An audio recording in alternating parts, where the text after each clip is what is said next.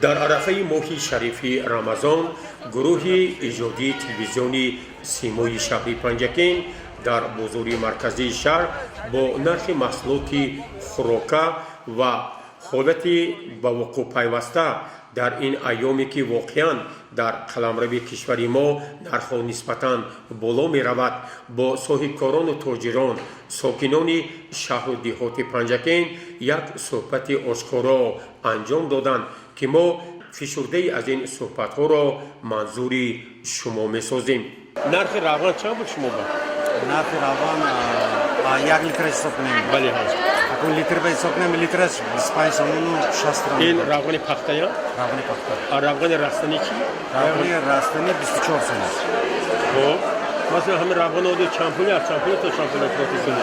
روغن اون مادچو هست 1 کیلو سدش از 300 سال میشه.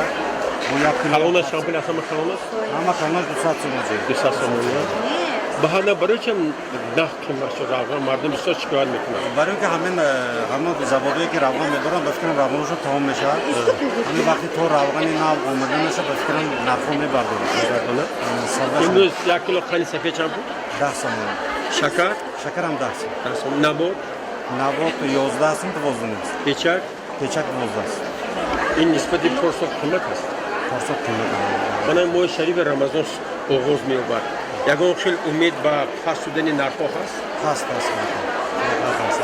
مثلا مردم میگن که همین تاجرای پنجگی خودشون خودسرانه نرخ‌های قیمت میکنن. نه کن نرخ دستی ما کنه برای که ما پنجم دست میگیم ما همه چیز که از بالا بگیریم فایدهش مونده مثلا 10% فروش میکرد از 2-3% تا 10%. اون طرف دستی مونده است. چند نوع میفروشه؟ 100 چند سومونی؟ یک هفته میگیرم 2 میفروشم. 2 سومونی؟ 30 سومون روغن گیریم کارتش نرخش قیمت قیمت خیلی مالش تو نونش دومو تو بیاد بازار همه چیز کارتش چند پول است؟ کارتش 4.5 این ما همین روز سیستم میبینیم چطور کنیم نمیدونیم. همین روغن چند بود خریدی؟ 210 سومونی؟ این چند کیلو؟ 8 کیلو است دیگه. های بگو شما ارزان قیمت می.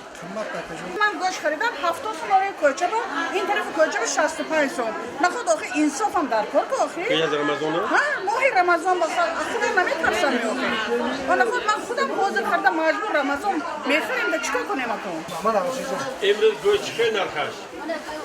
گوشت همه جور نرخش 60 سومونی. من این کوچه با اوضاع کردن 70 سومون کردیم. دروغ انگار پایا. نفهمیدم من این کوچه چند ما پوستیم 70 سومون گوشت باید میکردم. 60 سومون.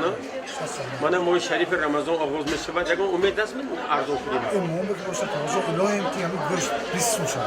یه همه چیز در پرکاز دوازده من دوشنبه یک کیلو گوشت بابا دونه تلفن کنه میدونم اگر دوشنبه 40 سوم بید اگه چند داره اینجا 60 سوم اینجا هیچ وقت کجا زیاد نمیشه.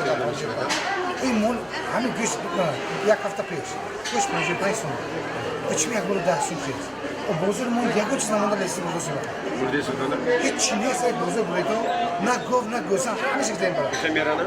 برای همه قیمت شده. در خاتمه این گزارش ما امید برام میکنیم که صاحبکاران و تاجران شهر و دهات پنجکین در ماه شریفی رمضان با هر واسطه کوشش به خرج میدهند که برای پس کردن نرخ مخصوصا محصولات خوراکباری از تمام امکانات ها استفاده می نمایند و این یک عامل مهم خیر و ثواب در این ماه مبارک خواهد شد.